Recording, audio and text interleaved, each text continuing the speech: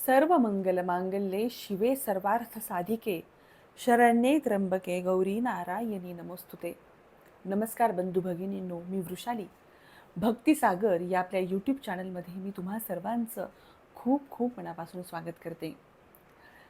घरातल्या महिलांनी रोजच्या दैनंदिन जीवनामध्ये अशा कुठल्या गोष्टी करायला पाहिजेत जेणेकरून आपल्या कुटुंबासाठी त्या खूप छान असतील, सकारात्मक असतील, स्वतः त्यांच्यासाठी खूप छान असतील आणि एकंदरीतच कुटुंबाची प्रगती चांगली होईल, घरामध्ये सुख, समाधान, आनंद नांदेल, हे आपण मागच्या भागापासून पाहत आहोत. आपल्याला काय करायचं आहे, की एकतर आपल्याकडे वेळेची खूप कमी आहे आणि प्रत्येकजण खूप बिझी आहे.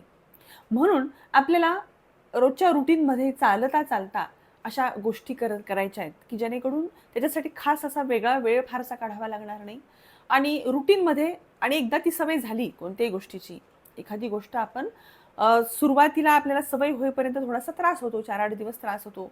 पण एकदा सवय झाली, की ती गोष्ट केल्याशिवाय आपल्याला करमत नाही. मागच्या वेळेस जसं मी रांगोळीचं सांगितलं, की हळदीची रांगोळी आणि गोमूत्र आणि हळद शिंपडून उंबरठ्यावर तुम्हाला रांगोळी काढायची आहे. त्यानंतर आपल्याला काय करायचं आहे, त्यानंतर आपण जेव्हा स्नान करतो भगिनी घरातल्या, तेव्हा स्नान करताना सुरुवातीपासूनच स्नान करताना जगदंब जगदंब असा मनातल्या मनात जप करायचा आहे. पूर्ण स्नान होईपर्यंत आपण तयार होईपर्यंत जगदंब जगदंब असा न मोजता, काहीही न मोजता आपल्याला मनातल्या मनात तो जप चालू ठेवायचा आहे. आणि त्यानंतर आपण जेव्हा शुचिर्भूत झालो, तयार झालो, मग जेव्हा आपण गॅसजवळ येतो स्वयंपाक करण्यासाठी, तेव्हा चहासाठी म्हणा, स्वयंपाकासाठी म्हणा, जे काही आहे, सर्वप्रथम तुम्ही जेव्हा गॅस लावता, तेव्हा दररोज हळदीची छोटीशी स्वस्तिक गॅसवर काढायचं आहे.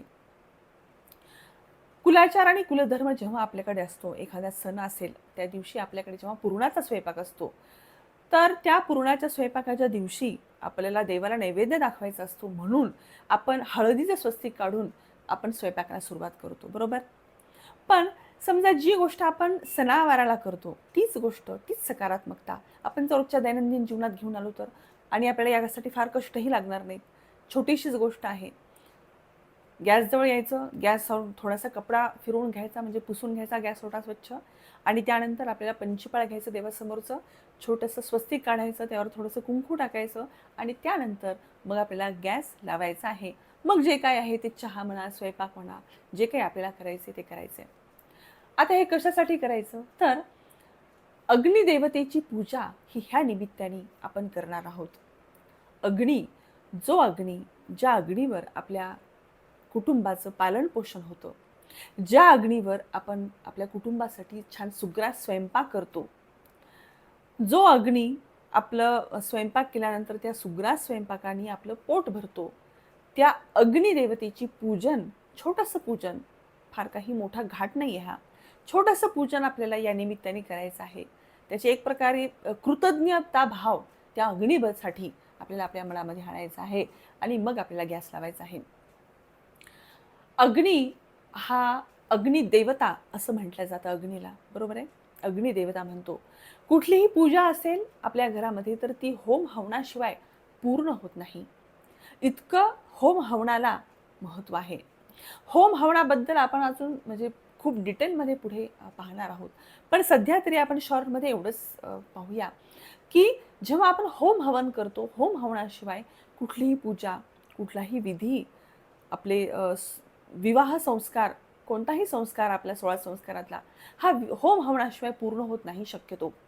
इतकं त्या अग्नीच्या पूजनाला आपल्या हिंदू देवतांमध्ये, हिंदूमध्ये महत्त्व आहे. हिंदू परंपरेमध्ये महत्त्व आहे. मग ह्याच अग्नीची पूजा दररोज आपण आपल्या घरामध्ये केली तर किती छान होईल. छान त्या अग्नीची पूजा करायची स्वस्तिक काढून आणि त्यानंतर त्यावर स्वयंपाक करायचा छानपैकी, आणि त्या स्वयंपाकाने तो स्वयंपाक एक प्रसाद ठरतो. आणि मग केलेला जो स्वयंपाक आहे, त्या स्वयंपाकाचा नैवेद्य आपल्याला दाखवायचा आहे. एक छोट्या डिशमध्ये, फार काही मोठा घाट घालायचा नाही. एक छोटीशी डिश घ्यायची. जे काही आपण केलेलं आहे, साधं वरण, भात, पोळी, भाजी, चटणी, त्या एका छोट्या डिशमध्ये घेऊन सगळ्यात अगोदर तो आपण आपल्या कुलदैवतेला आपल्याला नैवेद्य दाखवायचा आहे आणि नैवेद्य दाखवल्यानंतर तो नैवेद्याची जी डिश आहे ती आपल्याला झाकून ठेवायची आहे एका बाजूला आणि त्यानंतर मग आपण सगळ्यांनी जेवायला घ्यायचं आहे. ही गोष्ट जरी तुम्ही दररोज केली तरी त्याचे परिणाम हे म्हणजे फक्त अनुभवावे असेच आहेत. हे मी तुम्हाला कितीही सांगितलं तरी तुम्ही फक्त फार फार तर तुमच्या ते म्हणजे तुम्ही ते जाणून घेऊ शकता. पण तुम्ही जेव्हा स्वतः ती गोष्ट कराल तेव्हा त्याचा अनुभव काही वेगळाच आहे. ह्या सगळ्या गोष्टी शास्त्रामध्ये लिहिलेल्या आहेत. शास्त्रांमध्ये जी पुस्तकं आहेत त्यामध्ये ह्या सगळ्या गोष्टी लिहिलेल्या आहेत.